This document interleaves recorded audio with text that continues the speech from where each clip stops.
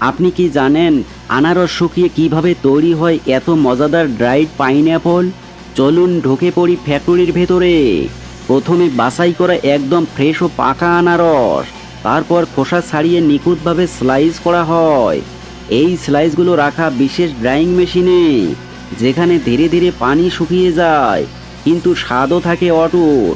শুকানোর পর করা হয় কোয়ালিটি চেক, তারপর প্যাকেজিং, যাতে আপনার হাতে পৌঁছায় পারফেক্ট ড্রাইড পাইনঅ্যাপল।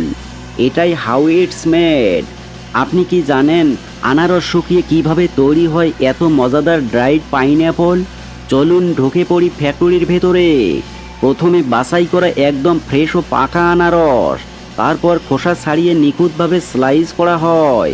এই স্লাইসগুলো রাখা বিশেষ ড্রাইং মেশিনে, যেখানে ধীরে ধীরে পানি শুকিয়ে যায় কিন্তু স্বাদও থাকে অটুট। শুকানোর পর করা হয় কোয়ালিটি চেক, তারপর প্যাকেজিং, যাতে আপনার হাতে পৌঁছায় পারফেক্ট ড্রাইড পাইনঅ্যাপল। এটাই হাউ ইটস মেড।